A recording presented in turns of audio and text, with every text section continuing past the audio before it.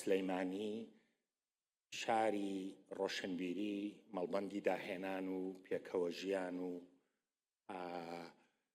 نیشتیمان پەروەری. دولة رئيس الوزراء الأخ العزيز محمد شيع السوداني، الأخ العزيز سيادة رئيس الإقليم كاكا نيتشيرفان بارزاني، سماحة السيد الحكيم، أصحاب المعالي، سيادة الكاردينال وضيوفنا الأكارم من مختلف أنحاء العراق وأيضا المنطقة.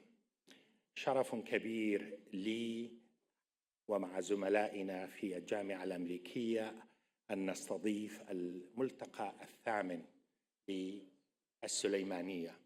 هذا الملتقى الذي أصبح ظاهرة سنوية يلتقي فيها العديد من الباحثين وصناع القرار والمسؤولين من مختلف أنحاء العراق والمنطقة، نتباحث فيه في شؤون بلداننا وآفاق تطوراتها.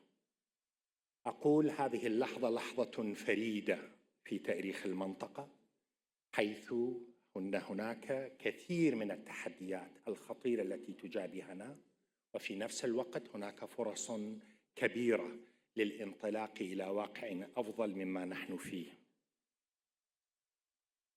مع التغييرات الكبيرة التي حدثت في سوريا وفي المنطقة، وأيضا الحوار الذي بدأ توا بين الولايات المتحدة وإيران، ناهيك عن التطورات الكبيرة المهمة في تركيا والمتعلقة بالوضع الكردي، تمثل فرصا كبيرة أن نتحول من مرحلة الخطر والحروب والعنف الذي يحيق بنا إلى واقع جديد نستثمر فيه موارد بلداننا وشعوبنا من أجل التطور وإيجاد فرص العمل لشبابنا العاطل عن العمل وتحقيق الحياة الحرة الكريمة لشعوبنا. هذه المنطقة عانت الكثير والكثير من خلال عقود طويلة من العنف والحروب والتناحر بين الدول والشعوب التي تسببت في هدر موارد بلداننا، وآن الأوان أن نتحول إلى واقع جديد. هذه الواحة، هذا الملتقى يمثل تأكيد على أننا بالرغم من خلافاتنا واختلاف وجهات نظرنا لنا القدرة على التحاور.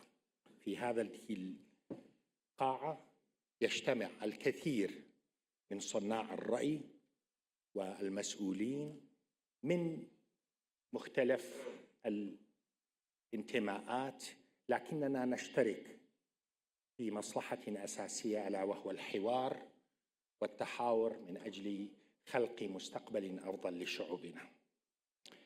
أريد أن أشكر القائمين على أمر هذا الملتقى في آيرس وفي قيادة الجامعة وفي أيضا محافظة السليمانية وحكومة الإقليم وما قدموه لنا. لا يمكن لي إلا أن أشكر الداعمين والمانحين للجامعة من الجهات القطاع الخاص، حكومة الإقليم، أخي وعزيزي كاكا نيتشيرفان الذي لم يبخل علينا يوما من الأيام ونطلع إلى المزيد، والسيد رئيس الوزراء من بغداد يسمعني أيضا.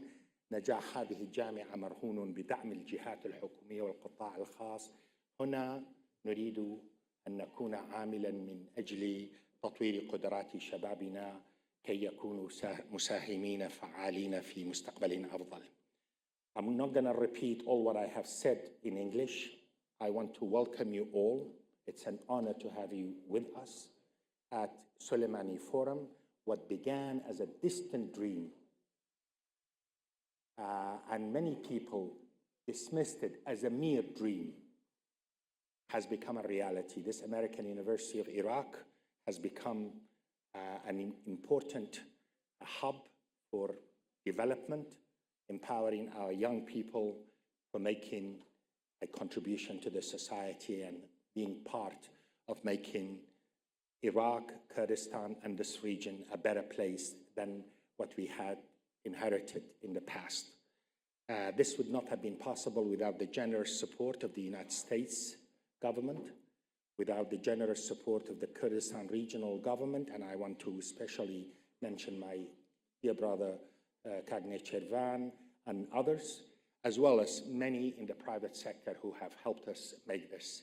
This is the heart of the Middle East. This is a place unique. This is where ideas are exchanged. This is a place where we can debate our differences, talk about our issues, our challenges, our difficulties, but yet look to the future and chart a new course for the history of our region.